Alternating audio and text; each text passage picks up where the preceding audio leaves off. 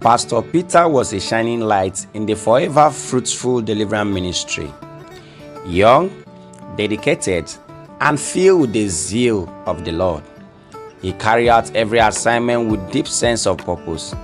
His commitment to soul winning was unparalleled, and his ability to connect with people through love, humility, and the simplicity of the gospel make him a beloved figure in his local branch. Recognizing his exceptional talent, the church elders decided to post him to the zonal headquarters of the ministry in Oyo State, where he was to serve as an assistant pastor. This was an exciting opportunity for Peter. He embraced it with enthusiasm, ready to contribute to the growth of God's kingdom. Upon his arrival at the zonal headquarters, Pastor Peter's humility and care for the members quickly won their hearts. He didn't see himself as merely an assistant, but as a servant of God, called on to save all people. His sermons were simple yet profound, breaking down the gospel in a very simple way that everyone loved, from the children to elders, could understand. In just 1 year, his passion for soul winning through the church attendance programs he organized for youths, women, and men brought vitality and unity to the congregation. People began flocking to the zonal church from neighboring branches, abandoning their usual place of worship to sit under the anointing of Pastor Peter. His fame grew so much that many forgot he was just an assistant pastor, often overlooking the bishop and other senior pastors. As Pastor Peter's influence grew, so did envy among the senior pastors. They felt overshadowed by his popularity and feared losing control over the congregation. Their respect in the church seems to diminish as more members gravitated towards Peter.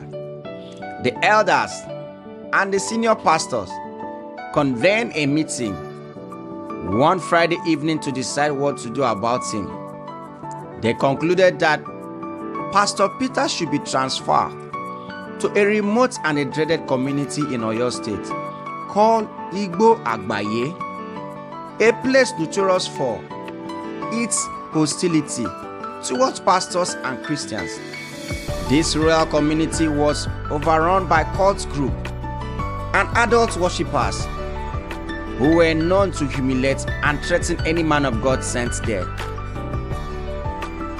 Pastor posted to the area often returned beaten, humiliated, or broken, unable to withstand the hostility. When Pastor Peter received the transfer letter, he was deeply troubled. He had heard stories of the violence and danger in Igbo Agbaye. Knowing the risk, he confided in Fumi, his fiancée, about the transfer.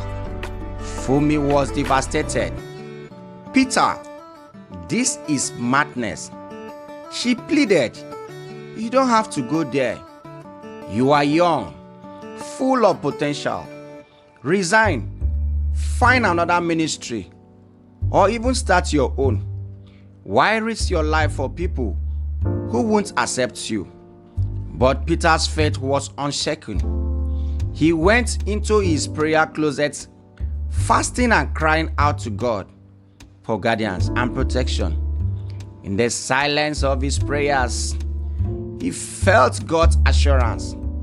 "Go, for I am with you. I have chosen you for this mission." With a heavy yet determined heart, Peter informed the church elders and the bishop that he would go. Fumi, however, could not bear the thought of losing him. She ended their relationship, declaring, "If you choose death over our future, then I can't stand with you." Her departure pained him, but he trusted that God's plan was greater.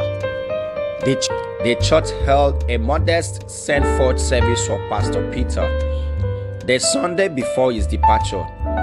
Members shared heartfelt testimonies of how he had touched their lives, and the congregation contributed money for his transportation and initial expenses.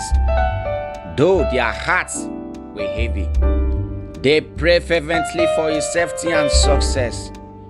As Pastor Peter boarded the bus to Igbo Agbaye, he carried little more than his Bible, a suitcase, an unshakable faith in God's promise. His journey was not just to a new place, but into the unknown, where he resolved faith and love for Christ would be tested like never before. Would Peter's faith be enough to overcome the challenge of Igbo Agbaye? Would the whole Star community open their hearts to the gospel? Or would he face the same fate as the pastor before him? Pastor Peter was determined to let his light shine, trusting that God has sent him there for a reason. The battle for the soul of Igbo Agbaye has just begun.